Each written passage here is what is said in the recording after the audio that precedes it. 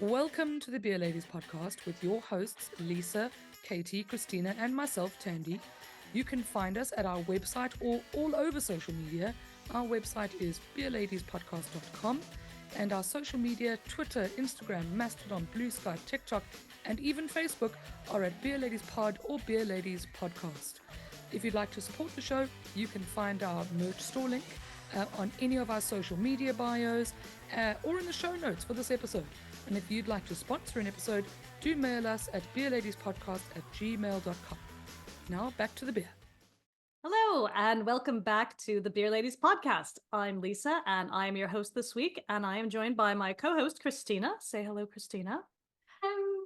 And as our regular listeners will know, when you hear only two of us, that means we're doing an interview. And we have been doing a lot of interviews, it seems, this series, but we love to do interviews.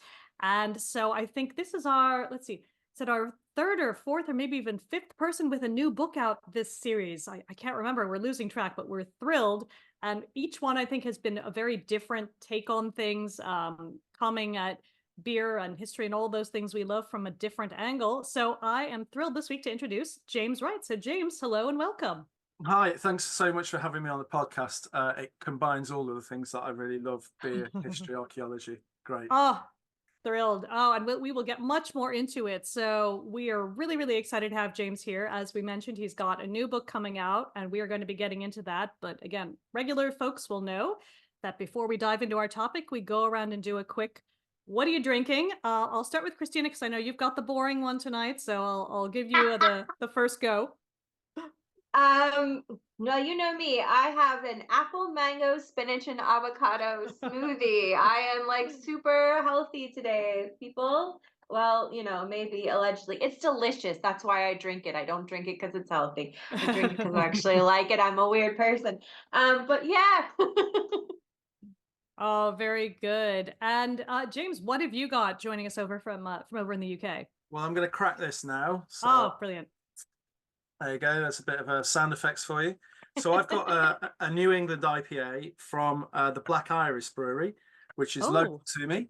They're only a couple of miles away from where I live. They're a proper independent craft brewers. They do some really interesting brews, and I'm looking forward to this. Is one I haven't tried before, so I'm actually looking forward to getting stuck into it. It's not particularly strong. It's only a 3.4, but it's got that kind of really sort of mellow yellow New England IPA color.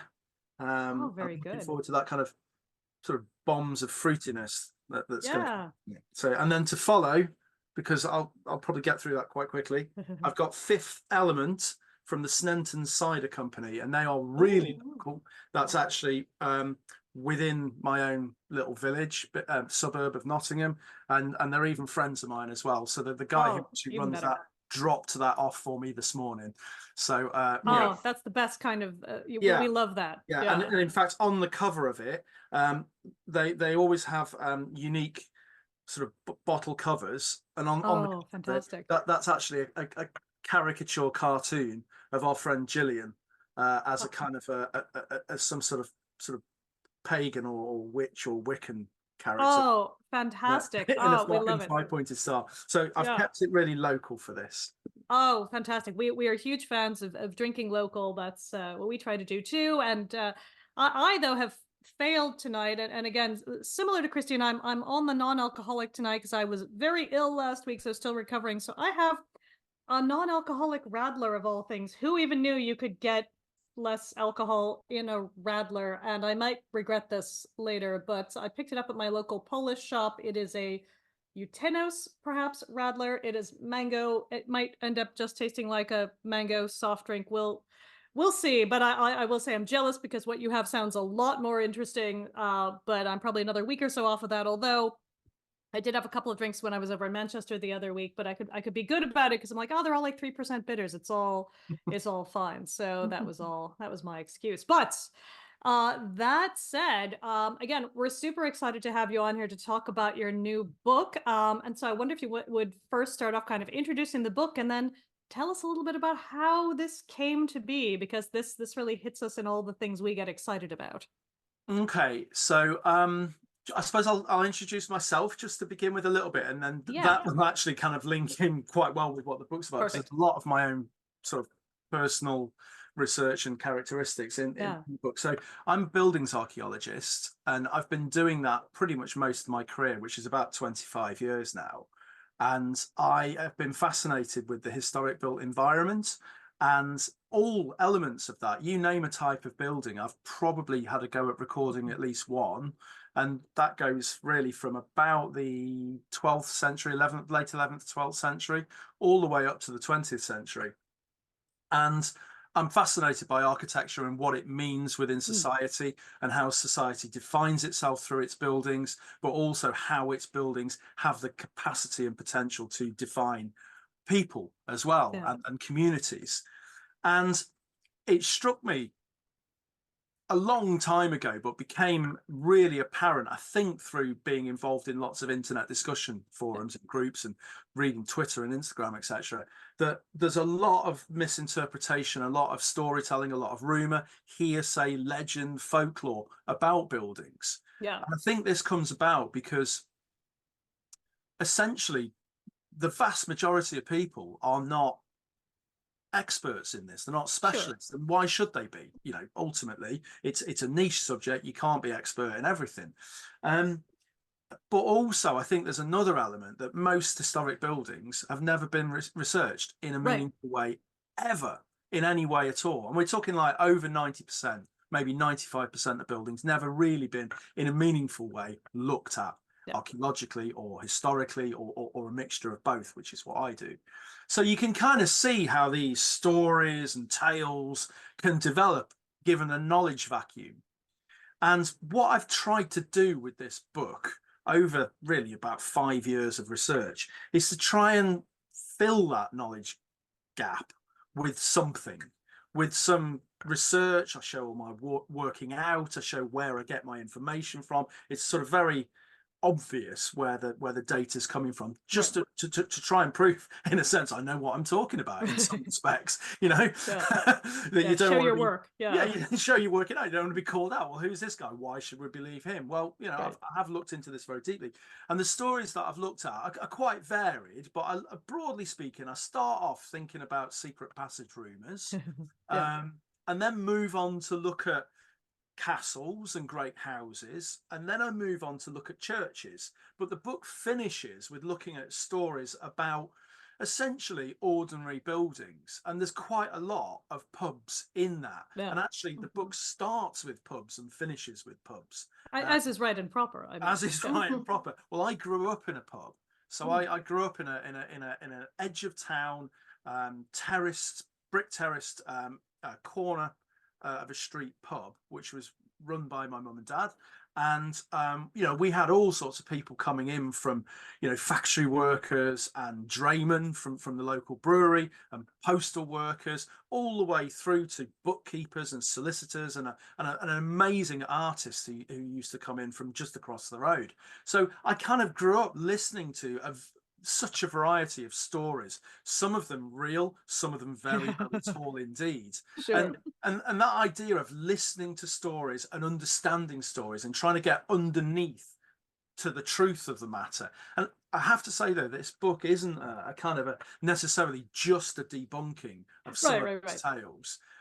Quite a lot of it is actually trying to understand how those tales developed and why they're popular and why they remain being told with such frequency. So it's a bit of a mix, really. There's definitely architecture and history and archaeology and beer history, but there's also a lot of folklore in there as well. So I know I've rambled on a little bit there, but that's kind of a little bit about my career and my research and the book that I've recently authored. I'm now going to have a really big swig of this. No, go for it. And I think, again, that all resonates very much with us. My whole thing is, you know, someday I'd like to retire from tech and go back and do that folklore PhD I never got around to doing after doing my archaeology, you know, masters and all of that good stuff. And I'm like, I've got all these things on the list because, like you said, it's exactly about, like, why are these the stories that kind of, you know, sort of get sort of tied up with one particular place or another? Like, what's driving that? Why are they important? And what do they tell us about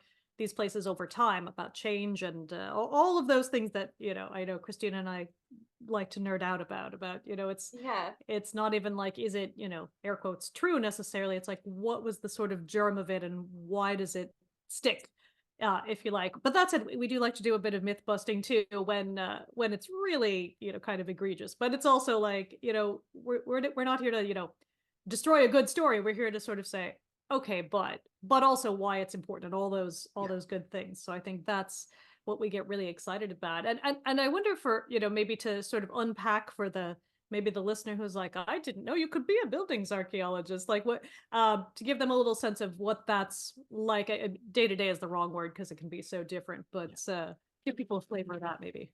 Well, buildings archaeology as a discipline, I suppose, developed very gradually, but I would say it was only really the late 80s, early 90s when people were calling themselves a buildings archaeologist. The study, the discipline of historic buildings kind of developed alongside architectural history and more formal history and archaeology as well. And a lot of it came out of the conservation movement. So buildings were at risk of demolition, particularly vernacular architecture was tremendously vulnerable. And people such as William Panton, who was one of the first pub historians and really archaeologists working out of Oxford University in the really 30s through to the 60s.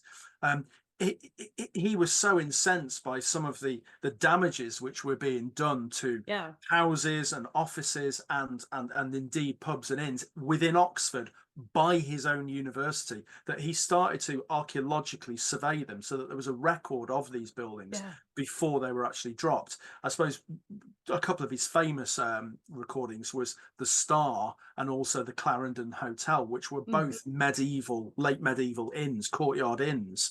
And really, we only really know a lot about those buildings because of Panton's work. And gradually, more people got involved in this, people like Maurice Barley at the University of Nottingham, and then Maurice's, what you might call acolyte or disciple is the wrong word, but follower. The person that he taught was Philip Dixon, who then taught me. So it was really only from the late 80s, early 90s where it became a discipline. What we actually do is, to be honest with you, relatively straightforward.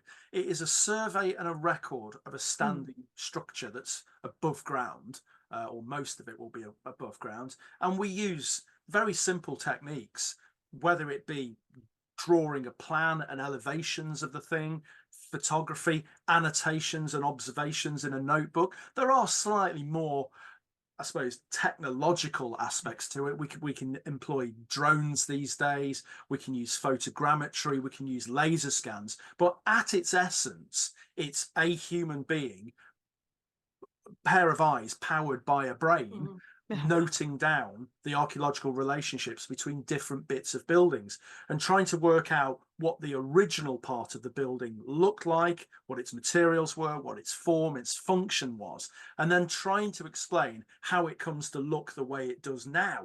So all of those changes that have happened over time, changes of function, changes of appearance, often tied in together. And that's essentially what I do when I'm in the field. But I don't just limit it to that, because I believe that if you've got this opportunity to do this level of research, you've, I think, really got a responsibility to tell people what you found, because there ain't no point in doing archaeology unless you bother telling people. You got to actually publish this stuff at the end of the day. So I do a lot of lecturing, both online and in person. I do a bit of teaching, and I do bits of broadcasting. I write a lot.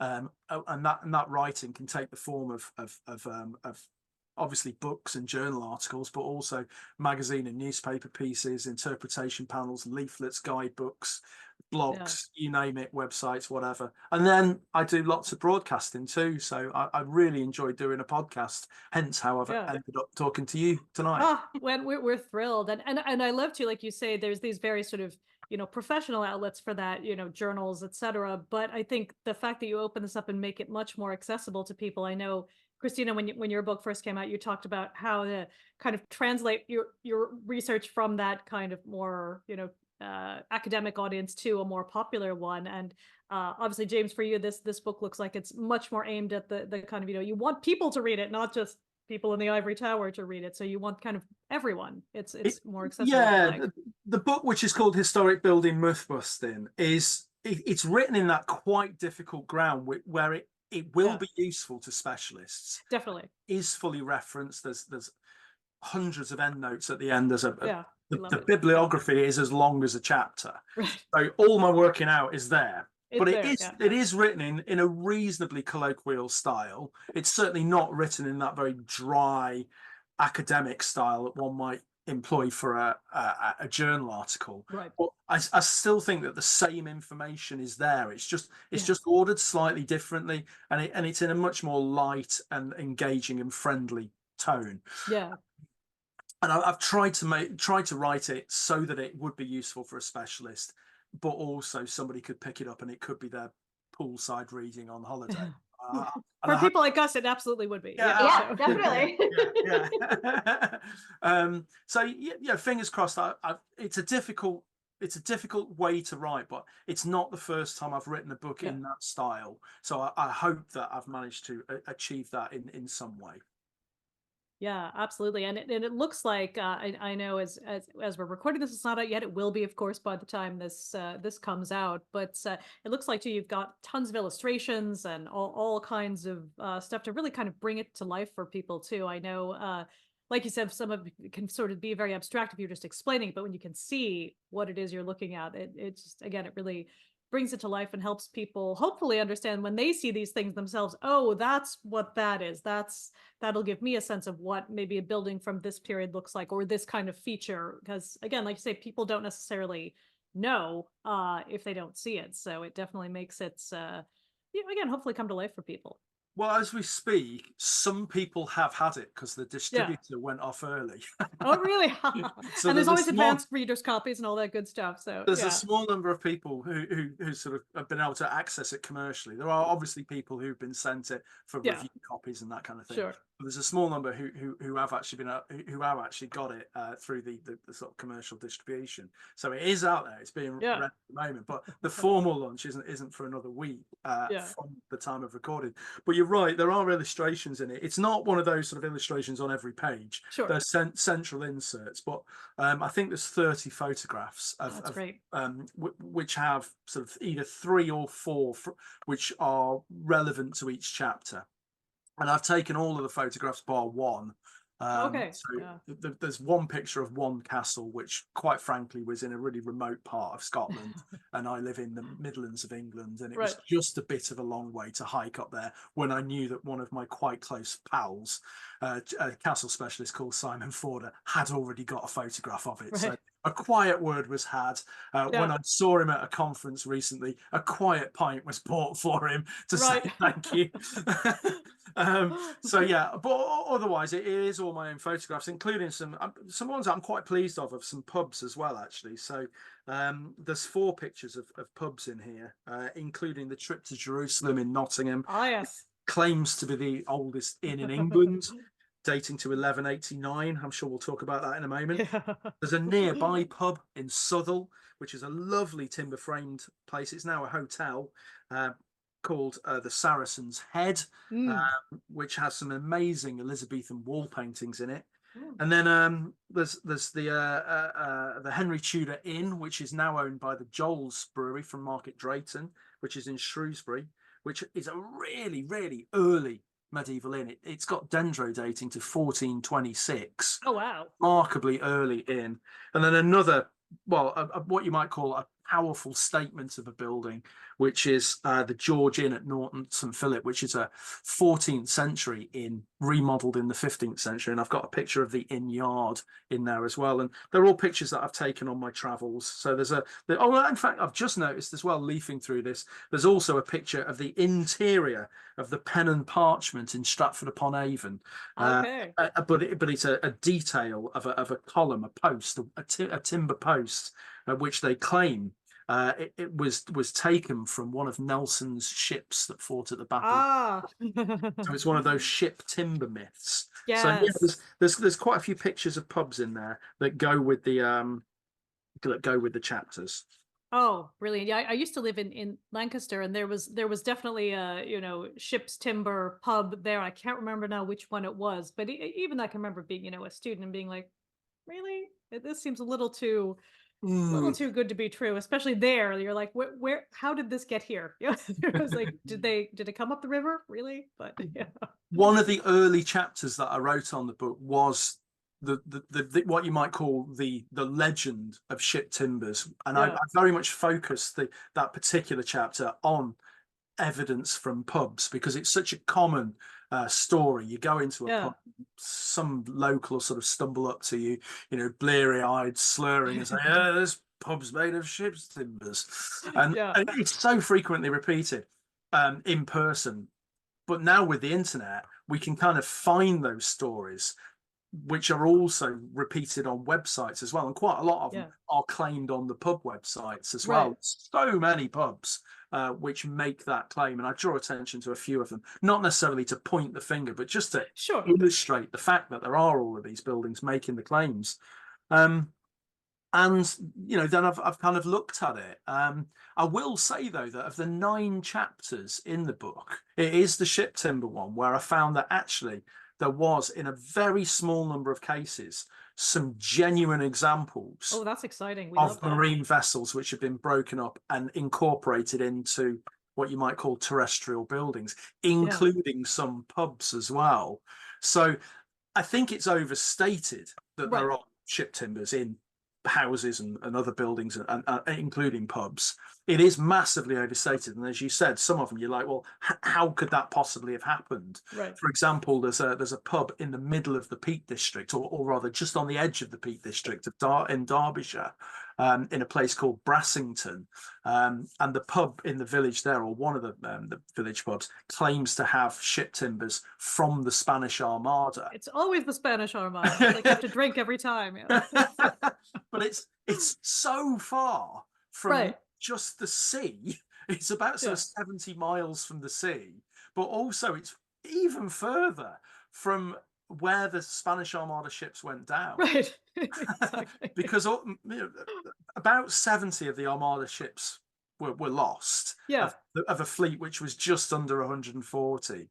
But they all went down off the coast of mainly Ireland, but also a little earlier Scotland. So can you imagine in the later years of the 16th century trying to reclaim ships off the Atlantic seaboard in all of that weather, and then take them, not just reclaim them, but then also move them around hostile political borders, because England and Scotland were different political countries at the time, and they were not particularly friendly, and they certainly weren't friendly with Ireland, where there was open warfare in the 1580s and 90s.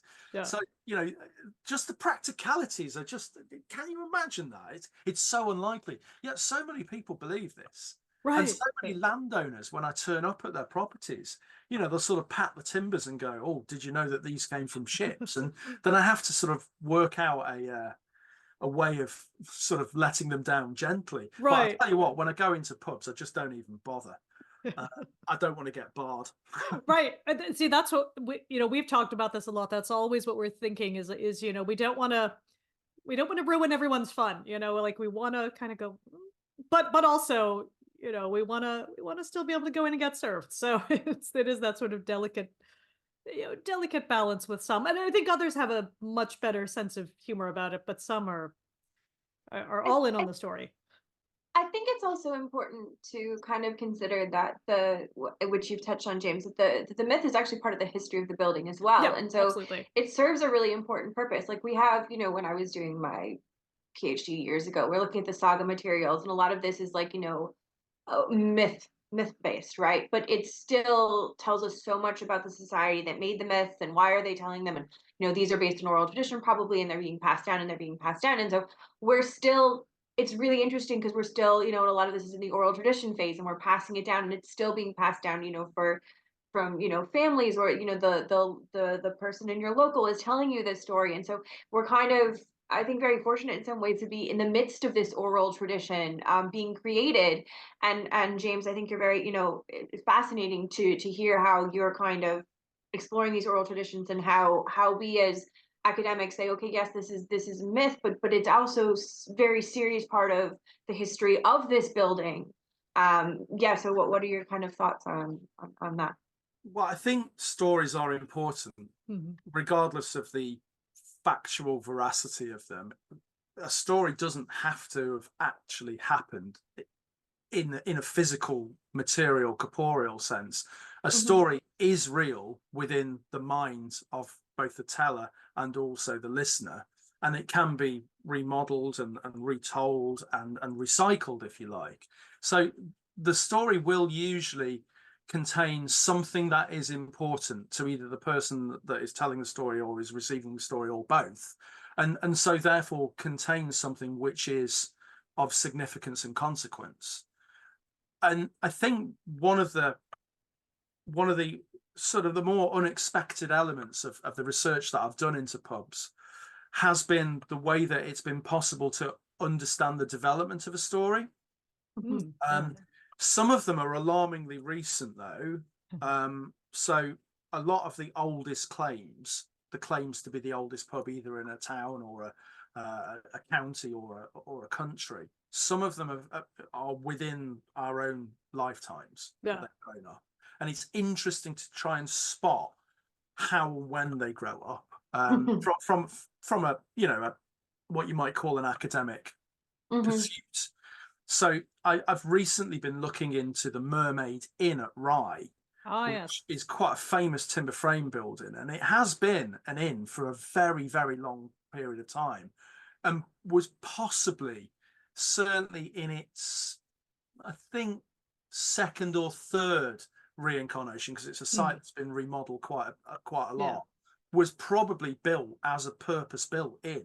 So it's really early. And when it's been surveyed, it's been looked at as being either later 15th or early 16th century, with then a massive remodeling in the late 16th century. Now, that's interesting enough in and of itself. I don't personally believe that you need to necessarily add a new layer to make it in any way more jazzy and try and sex it up, essentially. But nevertheless, that has happened, because although you've got a building of about 1500 remodeled in about 1570, 1580, it has been said for maybe about 30 years or so that it's actually a much older building. And it dates to the middle years of the 12th century and was then rebuilt in the early 15th century. So they're just trying to push it back a little. Well, I say a little bit, about 3 centuries or so.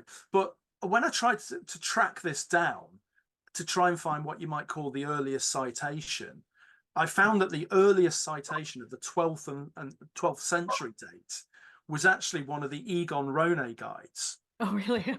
Yeah, and I couldn't get it back before this particular edition of Egon Rone, which was in 1994.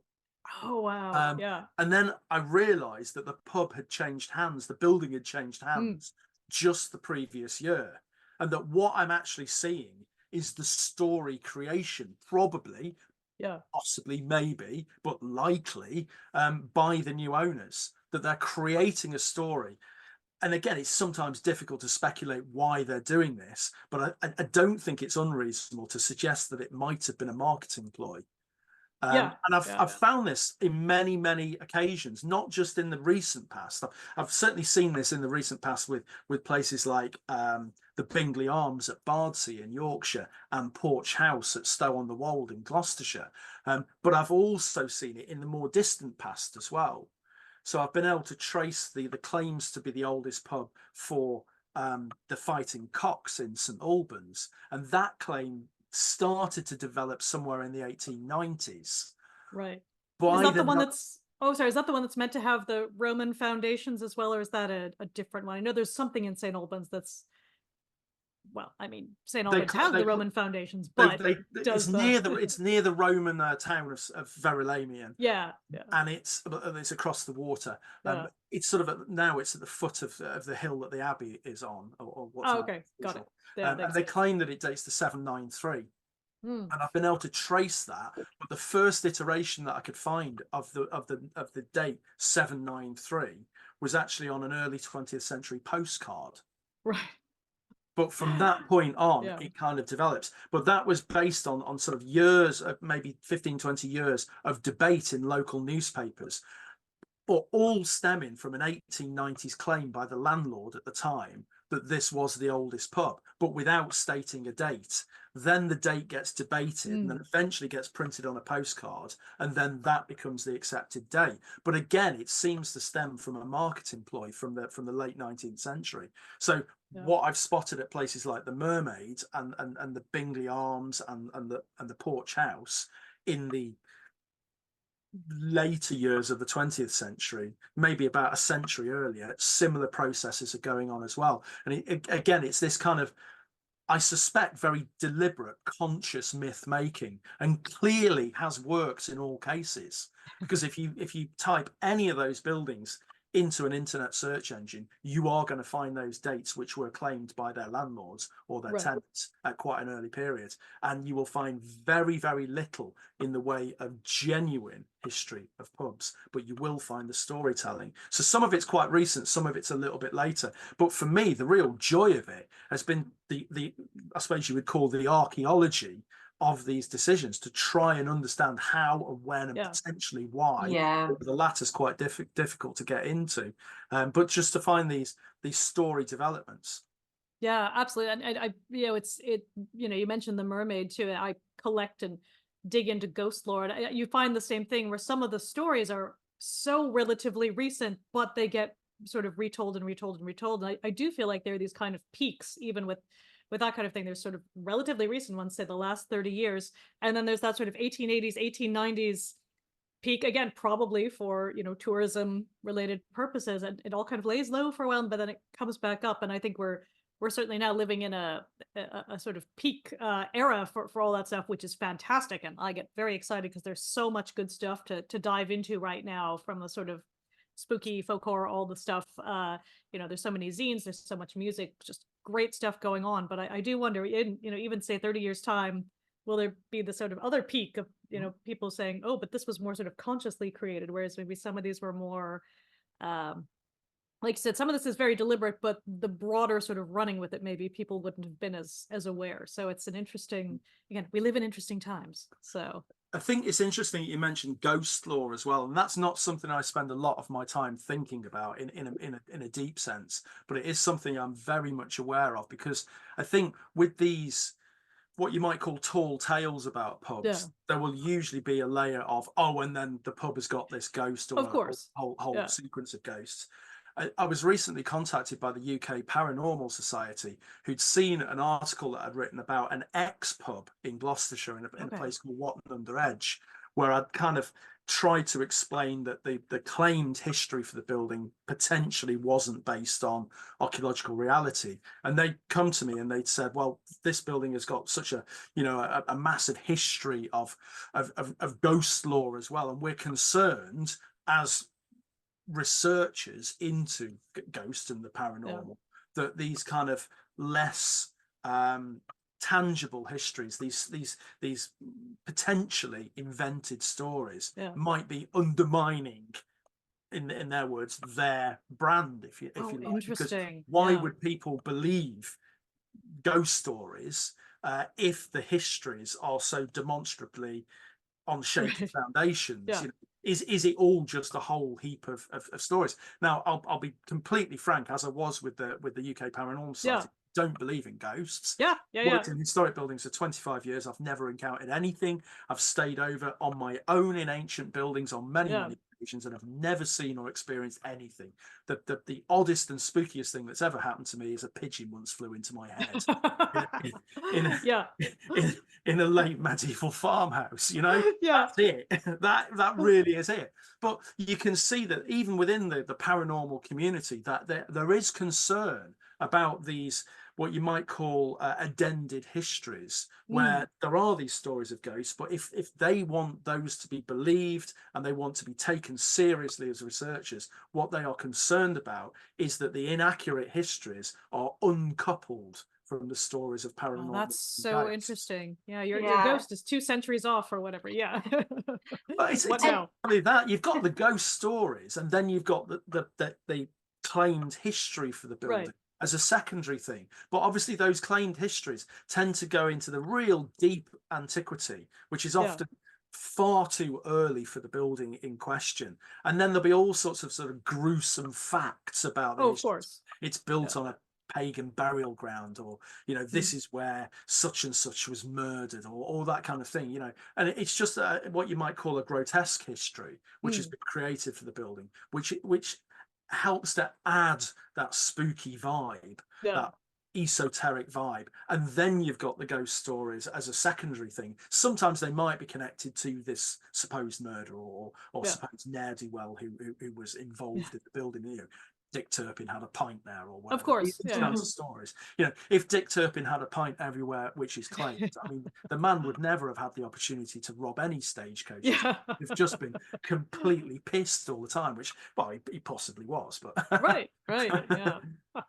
I have a question sort of on this kind of idea, because I'm not going to name any specific pubs, but there are like lots of pubs that I've encountered that claim a very old lineage, let's say, like a very old foundation date, based on what I've been able to see as a flawed understanding of archaeology. So, because something might have been found near it that dates to this, then, they'll claim that then this building is now, or, not even the building, but they'll claim whatever the pub name is now this really old space, because some part of the building, maybe a foundation stone, or they've even just found pottery shards, something of that nature. And then they'll claim, therefore, oh, this pub now is this date. So how do we as archaeologists help to kind of bridge this gap in understanding more archaeology for the general audience, while still kind of explaining, hey, yeah, actually there is this really interesting local history. This is actually very old, but this is what that actually means. So yeah, there are these very, very early claimed dates for so many pubs, and I've come to the conclusion that if you see a date printed on the sign of a pub, or on a panel inside the building, or on its website, with the greatest respect, it's probably best not to believe it, or at least to take it with a really big pinch of salt, because I have come across so few pubs. I mean, I can count them on less than the fingers of one hand that actually have a very accurate date on the sign. So there are these very, very old dates which are claimed. Some of them are so remarkably antiquated that I'm left just scratching my head with, why does anybody believe them? Right. So there's a reasonably small number of buildings which claim to have been constructed before the Norman conquest, for example, so during the early medieval period. And this isn't just in the areas which were conquered by the Normans. In 1066, it's also beyond as well. So this is places such as the ferry boat in Holywell in Cambridgeshire, which claims to date to 560 AD. Now, I've never seen any corroborative evidence for that date, and yet it is widely repeated all over the internet, and I just can't find the source of that at all. It's such a remarkably early date. I mean, bear in mind, the middle of the 6th century. Okay, this is around the period of King Arthur. Now, we can't even be sure that he even existed. So how can we be sure that this building was serving up beer then? I've never seen the evidence for it. I've never seen the archival reference. I've never seen any archaeological report. It's just not there. And all I would say is, if it exists, let's have a look at it. It'd be an amazing find. But the fact remains is that building has been looked at. It's a listed building, and it's very well known to be early modern, 15th, 16th century, possibly with one wing being a little bit earlier, so late medieval, something like that. But the dating of it is about 1,000 years out of kilter with the claim. And really, I must say that we don't know of any secular buildings which still have roofs on them, which date to before the late 11th century anywhere in the country. They just don't seem to exist. They didn't survive. They were built using earth-fast technology where the posts would actually go into the earth. And of course, that's going to start rotting pretty quickly within a quarter of a century. So we just don't have these buildings surviving. There are about 400 ecclesiastical buildings which have either bits of fabric still surviving or maybe whole blocks surviving, but there's nothing from a secular point of view. So the idea that there would be pubs which have been serving for 1,500 years is unlikely. But I think, Christina, you've really hammered home on a really important point as well, that a lot of these, when you actually try and drill down into the date itself, they do seem to have picked a date which is in some way connected to an early reference to the settlement. So again, to mention the Bingley Arms in West Yorkshire, the date there it varies, but it's usually somewhere around the middle of the 10th century. So somewhere around 950 is the claim for that's usually made. There's various dates which are claimed. Now, there's absolutely, again, it's one of those sites which seems to have very, very little corroborative evidence. Again, it's a mid-18th century building which has been massively remodeled in the 19th and 20th centuries. I'd love to see some evidence being provided for this, that it could date to the 10th century, but to all intents and purposes, stylistically, it looks like an 18th century West Yorkshire building, farmhouse, that type of thing. But the evidence that it could be 10th century, well, I think that's been pulled out because the parish church has, in the village of Bardsey, has elements which seem to date to about that period. And although it's very difficult to speculate on exactly who and when and why they came up with the date, I do suspect that they've thought, well, we want this to be an old building, this particular pub. We know that the church was here then, so the village must have been here. So there must have been a pub. Right. Therefore, it must be this pub. And it's that kind of creative, wishful thinking. Yeah. Now, again, I can't be absolutely sure that is the case, but it seems like a reasonable suspicion, if you like, that there may have been some story making. One of the things, though, I would kind of say is that with all of these buildings, literally all of them, if you actually go and research them and look at the archaeology of them, look at the context of them, do the research into the history of the building, the social history of the building, the people that have lived there, extraordinary stories will appear. They always do, even with quite recent buildings. You don't have to have a genuine late medieval building which has been there for 500-600 years. Even with fairly recent pubs, you can find good stories.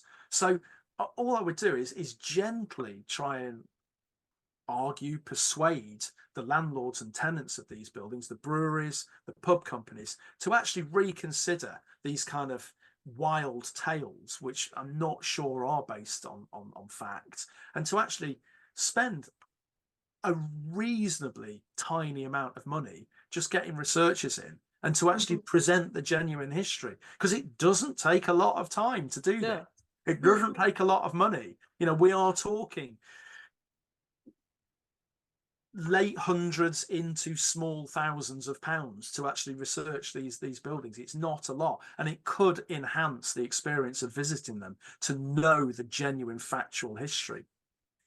Yeah, I completely agree. And like you say, like it's so much more interesting to know I think to know the real story, because even if it's most likely you're like, this wasn't a pub, but something interesting was happening here. Wouldn't you rather know something interesting was happening here, and how did that something change over time? And again, what are these different stories that attach to it or can be attached to it? And then how do you work the pub or the other brewery back in? And again, those are all interesting inflection points, if you like, and I think so many different ways to come at it. So I'll give you an example of this, and it's quite a well-known example of it, and I mention it very, very briefly in the book. But and this is an extraordinary example. Yeah. I will admit that this is an extraordinary example, but it just shows you that these stories are out there. In 1646, Charles I, who was really on his uppers during the British Civil Wars, realised that pretty much the game was up and he needed to get an exit strategy. And he rode up from Oxford more or less on his own. He just had a couple of retainers with him. It was proper cloak and dagger stuff. You know, he was really kind of trying to avoid being spotted because he wanted to particularly surrender to the Scottish army. And he thought he would get a fair deal from the Scots because obviously he was King of Scotland. His dad had been King of Scotland, you know, James VI of Scotland and the like. So he thought he'd get a fair deal. So he rode across England from Oxford up through the Fenlands and then came back in through the East Midlands. And he actually arrived literally to the surprise of absolutely everybody in the small town of Southwell in Nottinghamshire, which at the time was an outpost of Newark, which was being besieged by the parliamentarian troops with the Scottish army on their side. And he appeared at the Saracen's Head, which was at the time called the King's Head, although was that a kind of a, you know, a horrible augury about what was about to happen to him. But he appeared there to the amazement of all, and he spent the morning there. And then he moved on to Kelham Bridge, just a few miles away, where he did make his surrender. But you can actually go to this pub. You can stay in it. You can have a pint in there, a cup of tea. You can eat in there. You know, it is available to just wander around. It's a brilliant street frontage to just look at, even if you don't want to go in. So this is one of those pubs. It's a very old pub. It dates to the 1460s, which does have this amazing story. And all you've got to do is a bit of research, a bit of genuine historical research, and these stories do manifest. I mean, okay, not every pub is going to have the pretty much surrender of the King of England in one of the most famous stories of them all, but there still are these good stories lurking away, and many of them are awaiting discovery, and that should be the joy for the people that want to get to the bottom of it, is actually finding those stories and then presenting them to the public. Yeah. Oh, absolutely. And I wonder, I know we always geek out whenever we get to pop over from Ireland, where we just don't have as many old pubs or old buildings in general comparatively, for many reasons. But are there any particular pubs, stick with pubs for the moment, that you would say, now this is really worth your time to go check out, or you know, make sure this is on your list, not because it's an oldest or anything like that, but like you said, that might have a really great story, or that is just architecturally really interesting, because I feel like there's so many best of lists. It's hard to say, but from this perspective, what are the highlights that people shouldn't miss? Well, from my research, I've not found a tremendous number of genuinely ancient pubs which survive and are still serving. I've come up with a list of maybe about a dozen or so. There's probably slightly more than that, but I could find a list of about a dozen medieval inns, which predate 1500. Yeah. And the earliest of those dates to somewhere around 1375 or thereabouts. Can only really get the earliest dating on this building stylistically. Yeah. And that's the George Inn at Norton St Philip in Somerset, which is about 6 or 7 miles to the south of Bath. This is a building which was purpose-built as an inn to provide accommodation for merchants and people travelling to cloth fairs in the village of Norton St Philip. And it was set up by the local monastery, which was called Hinton Charterhouse. It's a couple of miles up the road. And it has, to all intents, been serving since the late 14th century, which is just frankly mind-boggling. Yeah, we love a bit of monastic brewing. So yeah, there hasn't been a period when it's gone out of service It's been remodeled, but it Yeah, still sure. looks convincingly like a medieval inn. It's one of those sort of magnificent frontages, which is part stone, part timber framed. Oh, amazing. 3 Yeah. stories in height. You can stay there as well for what I would say is quite a reasonable amount of money, considering its antiquity. And it still has its inn courtyard and its buildings wrapped around it, and it looks the part. You know, if you were to want to film a drama film or series, you know, that would be the place to go and film, in a medieval inn, because you wouldn't have to do much in the way of set making, because it just looks the part, and there aren't many that have that. So I would say that that's probably the number one place to go, because to my own mind, based on my own research, I've not been able to find an older inn which is still serving anywhere in the country. It's got this tremendous history of service, and I can't find any buildings which are still serving, which are older. There is one which is in Newark, we've just been talking about, in the surrender of Charles I, which is called the Old White Hart. And that's got dendro dating to 1312, 1313 for its hall.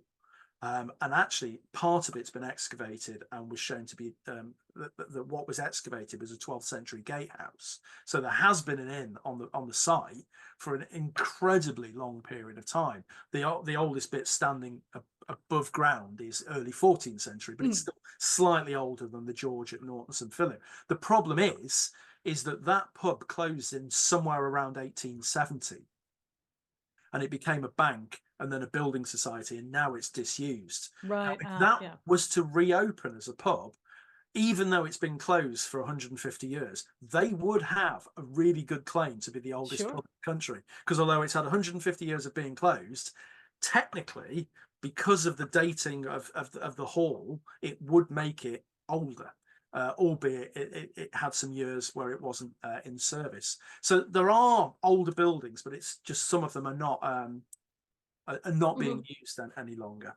Yeah, but again, that's all part of that, you know, how buildings evolve and how people have different uses for things, and that's amazing if they do come around and somehow end up as a pub again. I don't think that it has to be, you know, unbroken to be interesting. I mean, in many ways, it's more interesting because it's had other lives, and certainly many things that are pubs now probably started off as just, you know, homes or, you know, other kind of residential or just sort of generic sort of secular buildings of some kind, and others were purpose built as pubs. But it's, again, that evolution is just as interesting as this is the oldest XYZ. So yeah, I was gonna say, because it comes also for me a little bit, we run into some problems when we're talking about like definitions of terms. Like when we say pub, you know, in the medieval period, we were more talking about like maybe taverns, ale houses, and inns, and ale houses can quite literally be someone's house. And so how do we navigate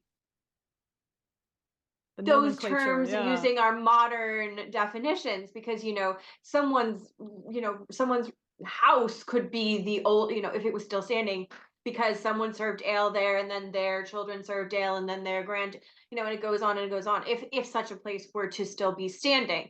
And so how do we define what we're calling a pub now? You know, I heard you talk about inns, and I think, you know, that's really important. But how are we defining this? I mean, that's a really good question, and there is a lot of confusion out there. Yeah. I've recently been asked to rejigger a blog article for Historic England, because the way it had been written previously, it was quite confused, and it wasn't clear on those definitions. So even at the highest level, there is uncertainty about this.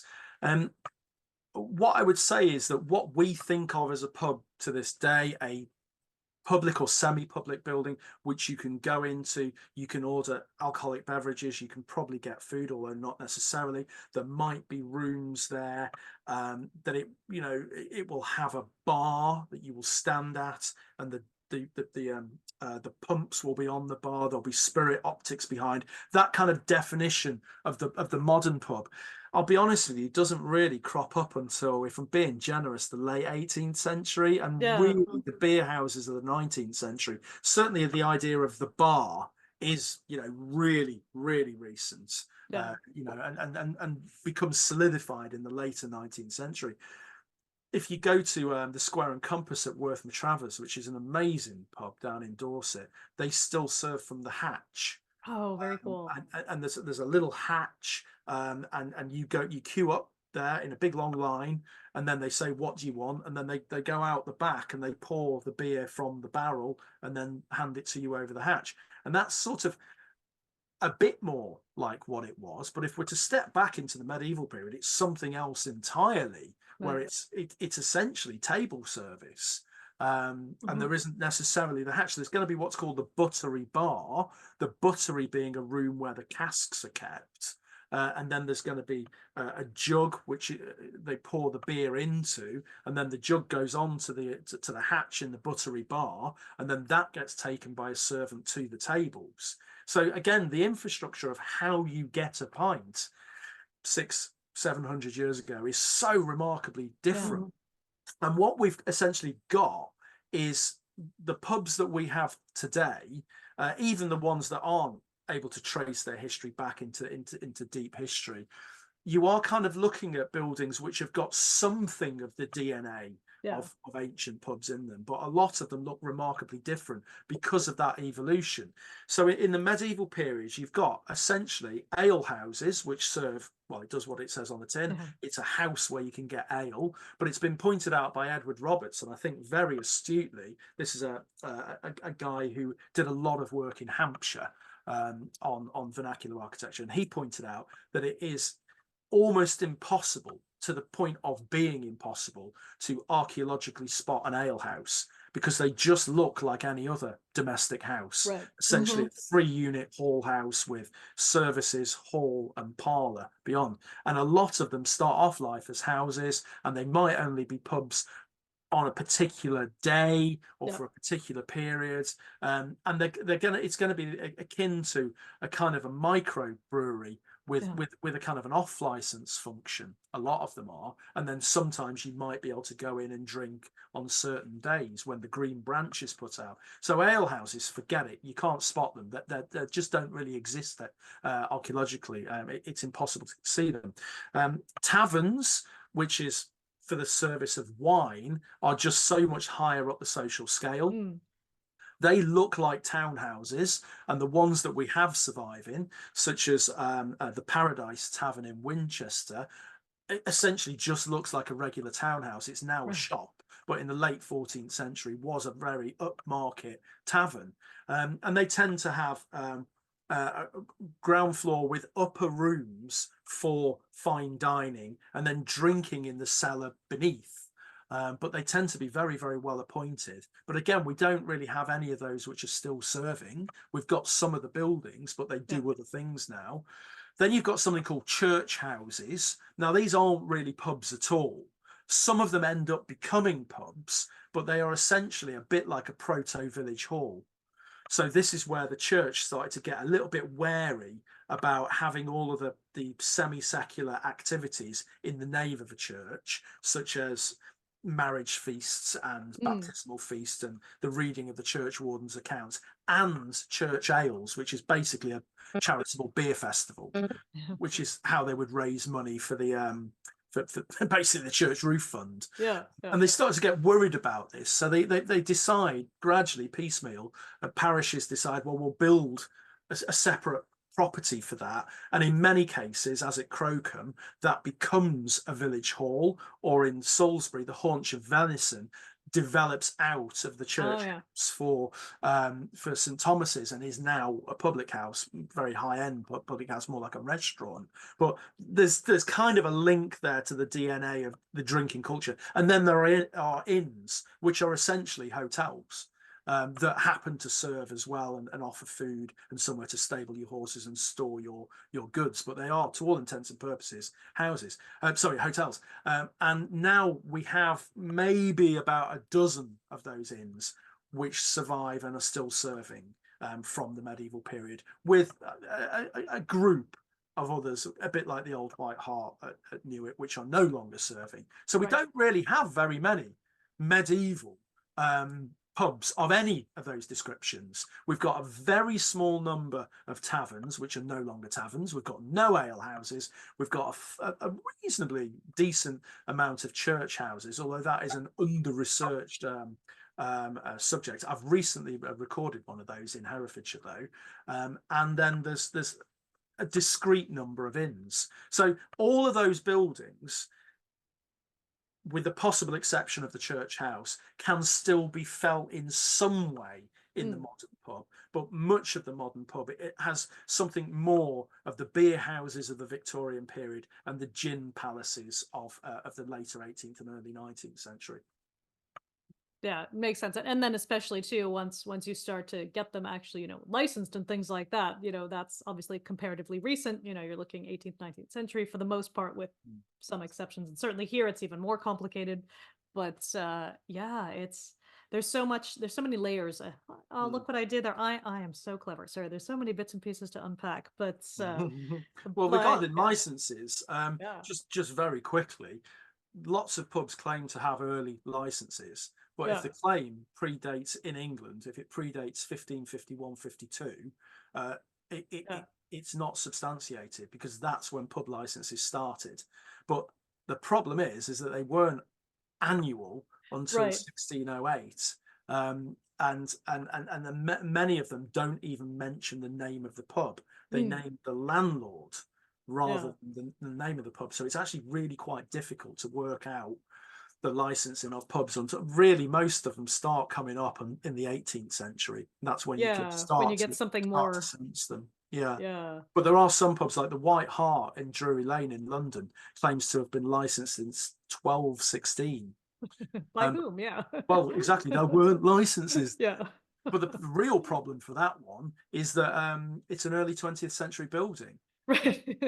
Which is admittedly a rebuild of a pub which was there in the early 19th century, but you can't really find evidence for it much beyond then. So again, it's one of those things where if the evidence exists, please show us. Yes. Please show us it. If it exists and it is true, it's going to revolutionize our understanding. So, if you have got it, come on, let us know, or maybe just let the story go, because we are on to you. I think that's a good place to start wrapping it up, because again, we want the real stories, we want to see the real evidence. But where can people buy your book, and tell us about your book tour? I know you're going to many places, so I want to give people a heads up and let them know where to find you. Thank you for the opportunity to talk about the book, and so much of what we've spoken about during this podcast has come out of the research of that book, and most of these sites, in fact I think all of them except possibly the Mermaid, are mentioned in the book Historic Building Mythbusting. So it's published by the History Press, and it's available through all of the reputable and disreputable purveyors of books, both online and in shops. And I'll be hawking it around on all of the tour dates, which you can find on my website, which is Triskele Heritage, is my company, and there's currently 81 tour dates around England, Wales, and Scotland. And they go everywhere from Edinburgh to Pevensey, and from Plymouth to Norwich. There are places where I can't get to for whatever reason. I've not been booked. There are a few places, but currently 81 dates, and I'll be giving talks. Some of them are going to be dedicated pub talks. Some of them, sections of the talks, will be on pubs. I'll throw in a bit if there's an old pub or an old pub claim in the region that I'm speaking. I kind of try and make them local, these talks, where I can. So yeah, you can get the book through the History Press, and the tour dates are available via Triskele Heritage. Oh, that's fantastic. James, thank you so much, because I know, again, we've only just sort of scratched the surface, if you like, because I'm excited about all the other buildings that are going to be in the book as well. I know we're both keen to pick up our own copies, and maybe we'll be able to pop along to one of those many tour dates. We'll see how it all works out. But thank you so much for coming. We're thrilled to have you, and we wish you the best of luck with the book. So thank you so much. Thanks, and thanks for some great questions as well. I've really enjoyed this one. Oh, thank you so much. It's been good. Yeah. We're thrilled to have you. We'll have everything links in the show notes. So folks, look out for that. And with that, we'll say goodbye until next time. So goodbye. Farewell.